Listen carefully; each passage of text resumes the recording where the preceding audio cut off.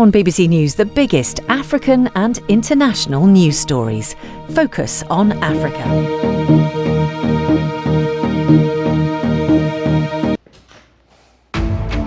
Live from Nairobi, this is Focus on Africa on BBC News. Our top stories. At least 11,000 people have died in flood-ravaged Libya, and thousands are still unaccounted for, with fears of the rising death toll.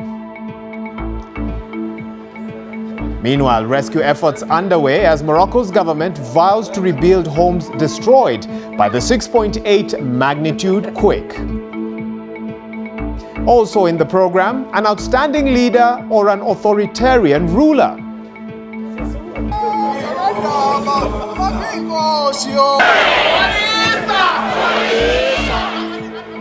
The death of former Zulu Prime Minister leaves South Africans divided on the type of legacy he leaves behind.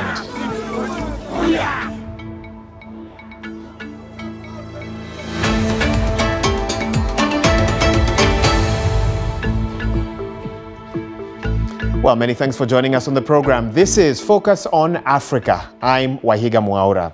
Let's start off in Libya, where rescue and search operations continue in the city of Derna. The Red Cross and the World Health Organization say that the number of people who've died as a result of flooding has risen to 11,000. And this number is expected to grow as recovery efforts continue. Now, this footage captures the scale of the destruction. There are still hundreds of bodies under collapsed buildings and shocking reports of some bodies being washed onto shore more than 100 kilometers away. Indeed, concerns abound about whether survivors will be able to identify and bury their loved ones. But also, will the bodies that remain unclaimed pose a health risk? The World Health Organization and the Red Cross say that there is no evidence to suggest that bodies from natural disasters such as this one pose any health risks to the survivors unless the deceased was suffering from an infectious disease before. Libya faces challenges with limited facilities to humanely store these bodies, as a majority of the mortuaries and hospitals have been destroyed. And public health experts fear that a lack of policy when it comes to handling deceased bodies after a disaster poses huge psychological threat to the survivors. Want to understand the situation a bit more, and joining me now from Geneva, Switzerland, is Gwendoline Ima, who's a senior public health officer in emergencies at the International Federation of the Red Cross and Red Crescent Societies. Gwendoline, thanks for speaking with Focus. And of course, a very tough time for the families and the survivors who, seeking to identify their loved ones, but also the authorities now have to figure out a policy of how to manage unclaimed bodies. Walk us through what standard policy would be. Well, thank you so much, Gwendoline Ima, for speaking with us, a senior public health officer in emergencies at the International Federation of Red Cross and Red Crescent Societies, joining us from Geneva. Elsewhere, in Morocco now, the government there says that it will rebuild about 50,000 homes damaged by last week's earthquake. The financial package will provide more than $13,000 for each home that was destroyed and $8,000 for those partially damaged. In the interim, authorities say that it will relocate families into purpose-built temporary accommodation or shelters. Now, the epicenter of the tremor was in the high Atlas Mountains. That's 71 kilometers from Marrakesh. Many of the worst affected areas are remote villages and towns within the region. Rescue efforts are still ongoing, and the death toll is likely to rise Let's now get more details from our correspondent who joins us from Marrakesh, Sally Nabil, with the latest details. Sally, thanks for, of course, monitoring the situation there for us. In terms of the latest developments, especially the announcement by the government about a plan, a housing plan for those whose homes were affected by the earthquake, what more can you tell us about this?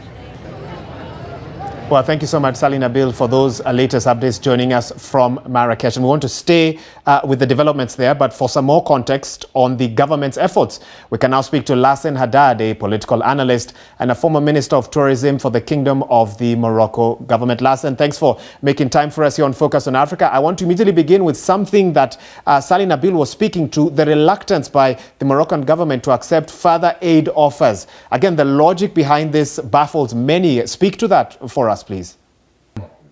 Lassen Haddad, thank you so much for giving us your views and joining us on the program. He's a political analyst and former Minister of Tourism for the Kingdom of Morocco government.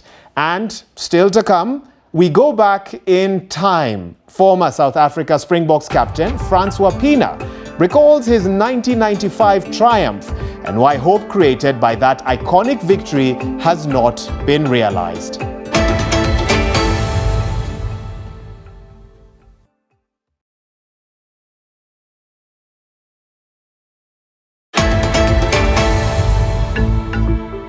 Welcome back to the program. This is Focus on Africa. The funeral of the traditional Prime Minister of South Africa's Zulu monarch and nation is due to take place on Saturday. Prince Mangosuthu Buthelezi died last weekend. He was 95 years old. Now, his complex legacy has been the subject of fierce debate since the announcement of his death. Many have said the biggest stain in his legacy was his political party's violent history, whilst others praised him for his contribution to the Zulu nation. Well, we now want to get the latest details, and we are joined by our correspondent Nomsa Maseko, who reports from Ulundi. This is in South Africa's northern KwaZulu-Natal province. Nomsa, thanks for your time on this. Now, give us the latest details. What's been happening where you are? Well, thank you so much, Nomsa, for your update, joining us from KwaZulu-Natal, specifically in Ulundi.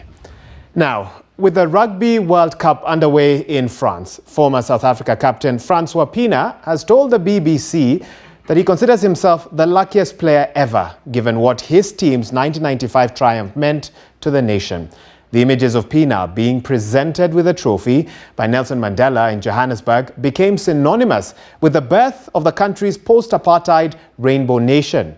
But with South Africa now suffering from issues such as high unemployment and corruption scandals, Pienaar believes the hope created by that iconic victory has not been realized. He's been speaking to the BBC's Ian Williams about the Springboks' chances of adding to their titles from 1995, 2000 and 2019. And now to a reminder of our top story today. The Red Cross and the World Health Organization say that the number of people who've died as a result of flooding has risen to 11,000. And the number is expected to grow as recovery efforts continue. Now, there are still hundreds of bodies under collapsed buildings and shocking reports of some bodies being washed onto shore more than 100 kilometers away. Indeed, concerns abound about whether survivors will be able to identify and bury their loved ones, but also will the bodies that will remain unclaimed pose a health risk?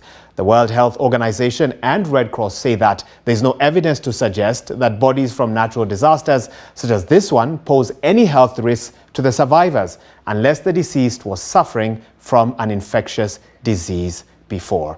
And that's some of the, and of course, the World Health Organization also say that there's no evidence to suggest that bodies from natural disasters pose any health risk to the survivors. And I did mention that a bit earlier. But of course, you can get in touch with me and some of the team on social media with your feedback to today's program. I'm at Waihiga Mwaura at BBC Africa. Thanks for tuning in, but that's all the time we had from me and the rest of the Focus on Africa team. Thanks for tuning in. We'll see you soon. Goodbye.